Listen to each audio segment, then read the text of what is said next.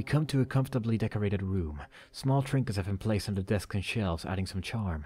The owner of this room has obviously gone through great lengths to try and bring a somewhat graceful lifestyle to this otherwise dark mansion. Still, the room seems to carry an unsettling stillness with it. Is someone there? I instantly hide behind the door, trying to figure out where that voice came from. It sounded like a girl, but it wasn't Kid. It's Lynx's adopted daughter, Riddle. It has to be her. Odd. I could have sworn I heard someone come in, she says. Apparently she hasn't seen us yet. What will we do? I keep myself hidden behind the door. Suddenly, Kid bolts out from behind a chair. She silently comes up behind Riddle, putting a knife to her throat. We've come for the frozen flame. Where is it? Kid yells in a low, strict voice. Kid, there's no need to be like that, I say, trying to calm her down. Quiet, Serge. Riddle giggles at the two of us. What's so funny? Kid says in a tight tone.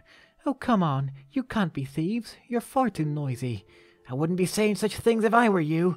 Well then, go ahead and cut me. At that moment, I picture in my head Riddle collapsing with a blue face smeared in blood. Kid, look at her. She's not going to hurt us. Damn it. All right. Still, don't think I'm not keeping an eye on you. The feeling is mutual, Riddle says. Don't worry. We're not your enemies. We're not after your power, I say to Riddle, trying to keep cool. We've just come to talk. If there's anything you could tell us about the frozen flame or perhaps the Acacia Dragoons. Hearing these words, a somber look comes over Riddle's face. After a moment, she begins to speak. The frozen flame. It was kept in a kingdom to the north for centuries, legend has it. With its subtle, mysterious power, it allegedly could guide people and change history, all while somehow remaining elusive to those who sought it, or so I've heard. At the time of that kingdom's downfall, it was seized from its resting place, passed from hand to hand. Finally it came into the possession of my father, General Viper. Lynx approached my father as a friend years ago. Blindly trusting him, my father was taken advantage of by Lynx, unable to realize his true intentions. And so, on that fateful day, struck down by his alleged friend, my father was robbed and left for dead. Averting her eyes, Riddle buries her face in her hands. I didn't know Lynx was behind all this the time he took me into custody. I was just a child. That cursed rock. I didn't know anything about it, and I don't want to. I don't want to have anything to do with it.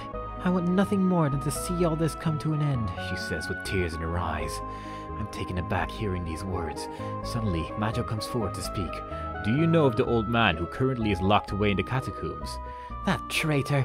Because of him! My father, my dear Zorander. Please, miss. Turning her back on us, Riddle pauses.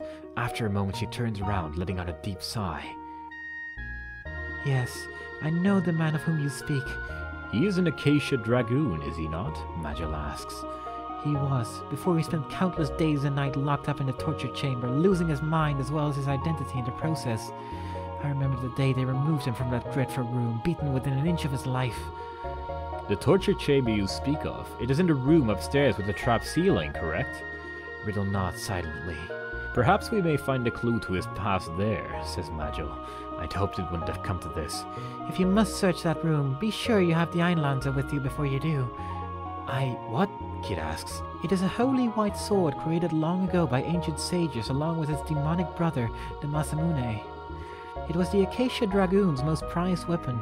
It once glided through the air in Zorander's hands, shimmering like a star. Now, however, the Dragoons are all but extinct, and the sword has been stored somewhere in the mansion, as though it was some sort of trivial memento. It is much more than a common sword, though. Shielded by its magical enchantments, its bearer will be protected against many forms of evil. Thinking of those memories of days long gone, again Riddle hangs her head in sadness. I wish I could be more of a help to you. I apologize. Nah, that was plenty, Kid says, heading out of the room. But I wish I was more powerful, like you people, Riddle says, biting her lip. Stopping in the doorway, Kid looks over his shoulder. Strength didn't get us here. Power comes from believing in yourself. I see. I wish you luck. As she heads out of the room, Kid mutters, hope it ain't bad luck. From here, the passageway stretches to the right and left. Heading to the right will take us to Lynx's quarters, while turning left will take us back to the ascending staircase. Let's head left towards the atrium.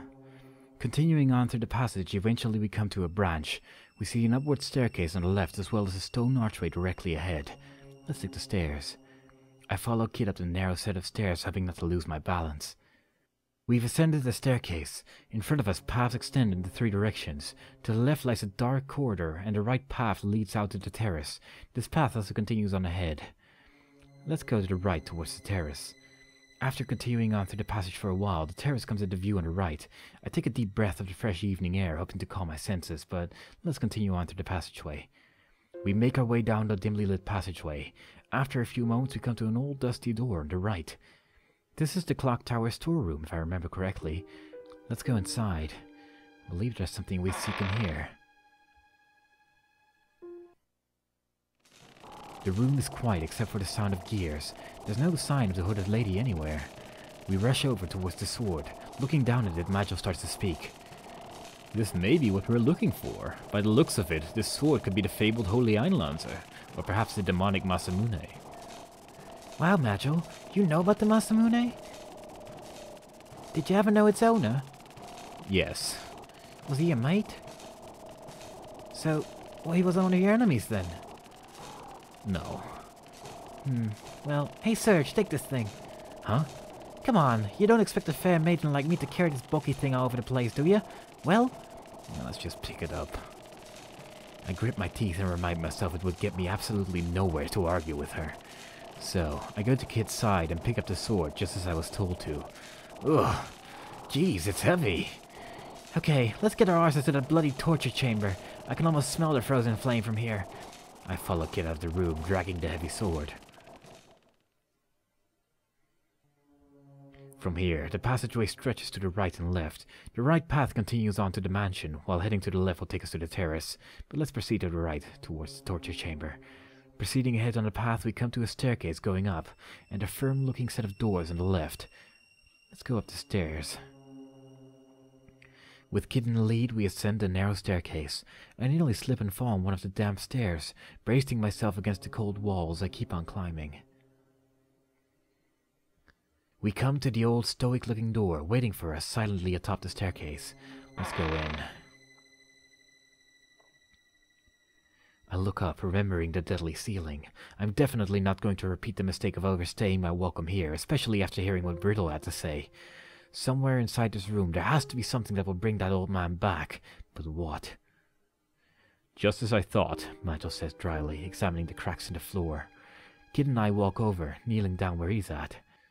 Between the cracks between the floor stones, there's a thick, smelly, butter-like substance that's been jammed into it, among the stains of blood.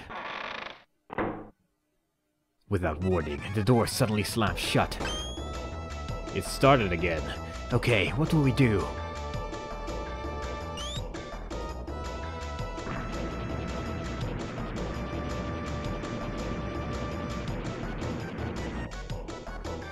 We have to use the sword somehow, Kid yells, her voice almost inaudible thanks to the ceiling's deafening screeching. But how? Let's thrust the sword into the floor. With as much power as I can muster, I lift the heavy sword up and plunge it down into a crack in the center of the floor. A huge jolt runs through the room. Bolts of light scatter in all four directions from the sword, running along the floor, then up the walls. Reaching the ceiling, the deadly contraption groans and then comes to a halt. Exhausted and relieved, I collapse to the floor.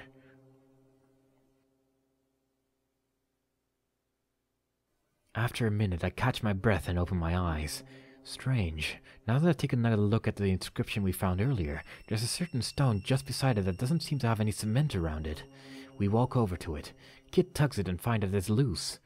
Removing the heavy stone, a dim glistening light can be seen from far within the hole. Kid reaches in and carefully removes the shimmering object. A beautifully decorated gold ring sits in the palm of her hand.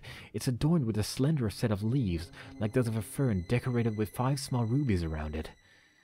The Acacian coat of arms, Magil says.